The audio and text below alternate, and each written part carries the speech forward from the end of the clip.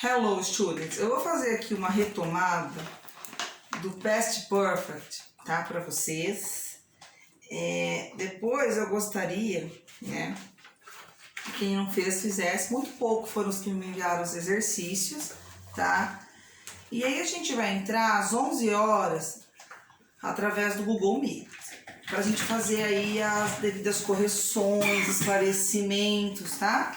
Então, pessoal, para que serve o Past Perfect? Past Perfect, aquele tempo verbal, tá falando passado perfeito, que ele antecede o Simple Past, tá? Ele é uma ação que ocorre antes do passado simples. Então, vocês têm lá na página 368. I invited Linda for dinner last night, but she couldn't come. She had already planned to do something else. Convidei Linda para jantar a noite passada, mas ela não pôde ir. Ela já tinha planejado fazer alguma coisa a mais, né? Então, eu tenho esse had. No Past Perfect, eu uso had para todas as pessoas. I, he, she, it, we, you, they.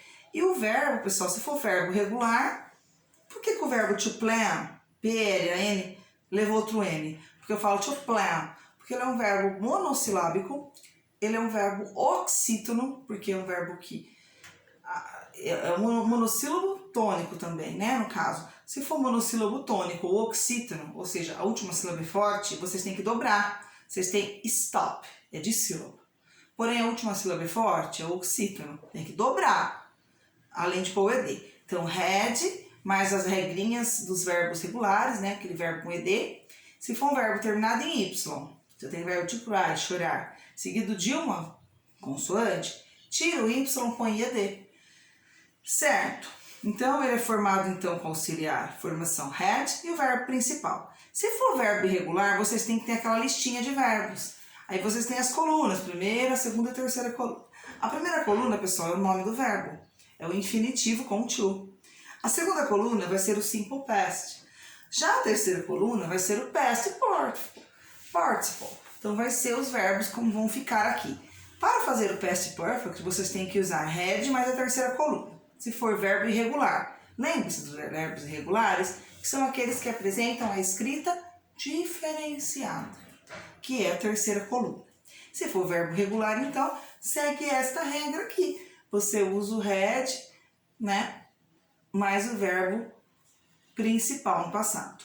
Então, vamos lá. She had done the work. Ele tinha feito o trabalho. Então, had é auxiliar. Done é a terceira coluna, certo? Use o past perfect, ele descreve uma ação que aconteceu antes de outra. Aí com o verbo regular de novo. We had cleaned the house before our parents arrived. Nós tínhamos limpado a casa antes dos nossos pais chegarem. Então, ter limpado a casa é uma ação que antecedeu os nossos pais chegarem, né? Então, ela é o past perfect. São comuns com esse tempo verbal, pessoal, os advérbios already, never, nunca, né? Olha lá. When I came to her house last night, she had already left. Quando vim para sua casa ontem à noite, ele já tinha saído. Então, esse had already or left é o past perfect. Então, lembre-se, had mais terceira coluna, ou had mais verbo regular, certo? Existem as formas, né, para fazer perguntas. Você quer perguntar, ela já tinha saído? Você não tá lá na sentença, she had already left. Você põe had she already left.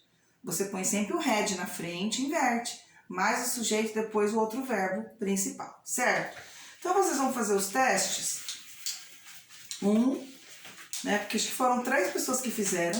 2, 3, tá? 4, 5 e 6. Podem fazer até 369. E daqui a pouco eu vou entrar pelo Google Meet e vamos relembrar alguns tempos verbais, tá? O past continuous e o past perfect. Estabelecer as diferenças, relembrar essas regras, tá bom? E aí eu farei a correção. Como somente 3 pessoas fizeram esses exercícios, eu não posso fazer essa correção agora. Então, eu vou entrar pelo Meet, fazer a correção, Depois também eu disponibilizo lá no grupo para vocês, ok? Goodbye, students. See you later by the Google Meet.